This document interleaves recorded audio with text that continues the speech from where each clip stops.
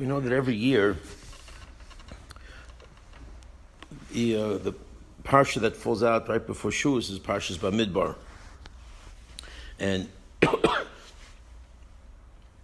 we know that none of these things are coincidental. There's hashkacha pratis and everything that goes on. And one certainly could ask, what is the relationship between Parshas Bamidbar and Shavuos? Why is it that it's always connected this way? And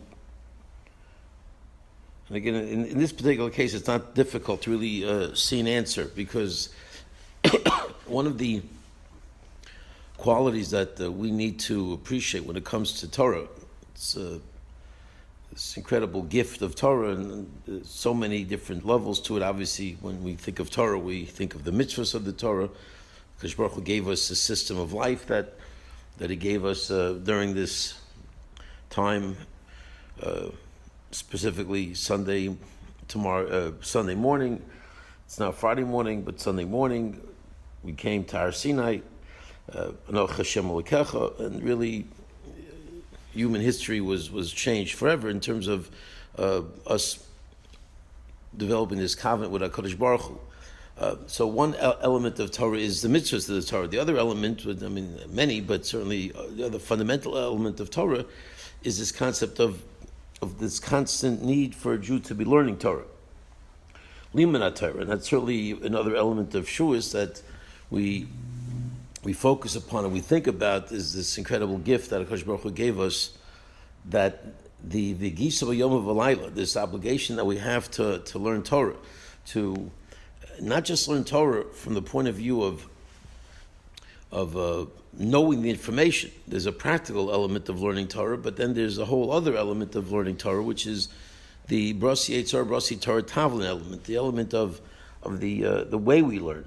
And that seems to be really one of the most highlighted aspects of Talmud Torah, in terms of clearly delineating and highlighting this unique spiritual aspect of Torah, this incredible gift that really defies any possible explanation in terms of conventional wisdom. It goes beyond anything that a person can ever imagine, because it's obviously divine, and of course we can't imagine it's the length and breadth of Torah.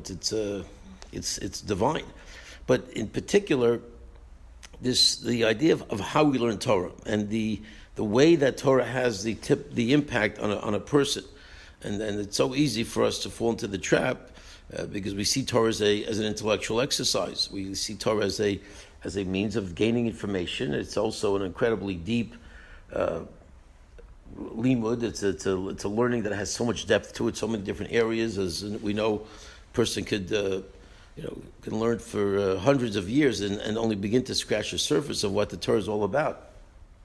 So we certainly need our mind to learn Torah, and yet what we see so often, and what's highlighted throughout Chazal and certainly throughout our experience in Jewish history, is that the intellectual pursuit alone will leave one far short of the goal when it comes to Talmud Torah. When it comes to this idea, and we alluded to it last week, of course, the famous Rashi of Tu Amela B'Torah, is that there needs to be toil, there needs to be a passion, there needs to be an exercise of true yegia, amelus, hard work. That's certainly one dimension. But this parsha highlights the other dimension, which is mentioned in the Gemara, and certainly it's even brought down in Shulchan Aruch. And the Rambam mentions it, that the Midbar is a very specific message at this particular time in terms of the midos that are connected to Talmud Torah. And this is something that, again, you'd say, what's the connection? What's the famous story about the philosopher who the disciple follows the philosopher home and opens the door and sees him engaged in all different horrific acts, and he says, "What's this? You preach all day, to all these wonderful moral thoughts that you preach. It's a true story, but what's going on here?" And he says, the famous answer is, do what I say, don't do what I do. Pretty much, paraphrasing what the exact response was. And And that idea, and typically that's the way it is. You can have professors, you can have mental giants in certain areas in science and math and whatever it might be, and they can grow and they can gain knowledge and they could write books and they can be extremely deep in the particular intellectual endeavor that they're in. When it comes to Torah, it's a whole different realm.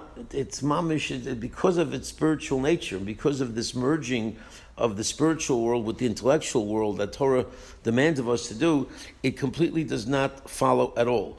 There is no correlation other than it's certainly a wonderful help for a person to be intellectually gifted, to have a photographic memory, or to be born with a 140 IQ. All that is wonderful, but it really is not the essential quality of what will make a Gadol B'Yisrael, what will make somebody grow in Torah and emerge in Torah in a significant way. And each person lefi darka, it doesn't have to be necessarily the Gadol B'Yisrael, but anybody as they grow in Torah, if there is not a concurrent focus on the midos and the midbar in particular, because that's why the Chazal say Torah is compared to midbar, Torah is compared to mayim, Torah is compared to things that are essentially low or non-flamboyant or just have a certain sense of humility about them.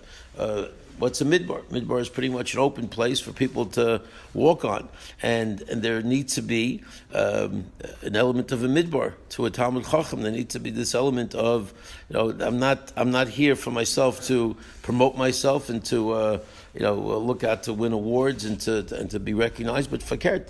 Midbar is not. There's nothing self-promoting about a midbar. It's very, very basic. It's very simple, and it's there for everyone else to use. Mayim always goes to the bottom, says Chazal, says the Gemara. That Torah is compared to Mayim. So it's compared to Mayim that it's our lifeblood in terms of a person can't manage without water. We need to drink. We need to nourish ourselves, and Torah is our spiritual nourishment. But the other element of Mayim, one of the other elements of Mayim is the fact that it always follows sort of the gravitational pull and always goes down to its lowest bottom place where it can be received. And that, again, the message is that when it comes to learning, when it comes to true growth in Torah, there needs to be this aspect of midbar, this aspect of humility, this aspect of midos tovos, this concurrent working on oneself to not have any of these negative character traits that by definition we're all born with on some level, right? We all have, as the Rambam tells us, we have different traits, different character strength, and different character flaws and weaknesses. And our job is to strengthen those that are already strong and to grow in those areas, but also, of course, to focus on the negative and to eradicate the negative. And again, from the outside world, you'd see them as two different things. You'd see them as two different issues, but they're not two different issues at all. They're really one issue, because you can't grow. I mentioned this before about I think it was Rav Salomon, who noticed that these brilliant kids, 13, 14 years old, who know thousands of Mishnayos by heart, and they win these contests, and they're featured. He was going back to his England days when, I guess, in Manchester or whatever other places in England, they have these contests, and these brilliant kids would know so much, and they would look so promising. These are the major geniuses of the next generation. You'd imagine that they would go very far, and it was interesting that he would follow their trajectory, and he would notice that almost none of them really emerged on a significant level in terms of Torah. Why not? What happened? And he basically promoted the idea. He said publicly, when he spoke in Los Angeles, that he felt it was the fact that already at 13 to 14, you're already letting them know how brilliant they are, and you're promoting them, and you're honoring them in such a significant way. In a sense, you're setting them up for failure, because they walk into a 9th grade class. My Rebbe, he's a 9th grade Rebbe. How smart could he be? I mean, I'm on my way to becoming Rosh Yeshiva. So, I'm certainly stronger than him. Do I have to show him reverence? Do I have to show him respect? Do I have to open myself up to hear what he has to say? Or we walk around feeling that we're superior. And that's literally, it's kryptonite to Torah. It's literally an antithetical force that pushes Torah away in a way that mamish it can't rest. It can't lie on a person in a way where the person becomes transformed. We see this transformational power of Torah, and through the intellectual endeavor of learning Torah, we see the spiritual transformation. Again, things that don't make sense, because what's one got to do with the other? I'm learning Baba Kama, so I become a different person. So I mastered Gittin, so I become a better brother, or a better husband, a better father. I mean, and yet we see that it constantly happens, because that's what Torah does. Torah has the ability to purify us. But the key quality is this midbar. And that's why when we are approaching Shavuos, we're not only celebrating the receiving of the Torah, but in a sense what we are being asked to do is sort of recreate that commitment to Torah, recreate that relationship with Torah. This is a very transformational and spiritual time that we have to try to work ourselves into that frame of mind of what the Jewish people were like when they stood at Har Sinai. What was their level, and what do I have to try to do to achieve that position in life, to be able to makabel the Torah once again as we fast approach Vav Sivan. And clearly this is one of the aspects. Of course, the commitment to Torah goes without saying, but what about the person, the receptacle? We are the receptacle of that impact of Torah. How are we? What are we made out of? What's our perspective? What's our attitude? Are we growing in midos? Are we like a midbar? Are we in it for ourselves, chas v'shalom, or do we have this attitude that we're humble, that we're not looking for any type of self-promotion or any type of gaiva, chas v'shalom? So these are not logical concepts. These are concepts that are unique to Torah because of its unique spiritual quality. So Bez Hashem, it's the commitments that we make and the resolve that we Bez Hashem have during this time to re-accept the Torah, the humility that was required to say Nasa v'nishma, which was the highlight of Kabbalah's Torah, the highlight of Klal Yisrael's achievement of having the humility to say, we're not going to ask what's in the Torah, we're going to commit ourselves to do it, to Nasa v'nishma. First we're going to do, and then we're going to understand. These are absolutely critical and non-negotiable aspects of what we need to work on, as well as working on Torah. Bez Hashem, we should be successful to become like midbars, to have that special schuz, to have that Torah rests upon us, and that schuz Bez Hashem will go michayil.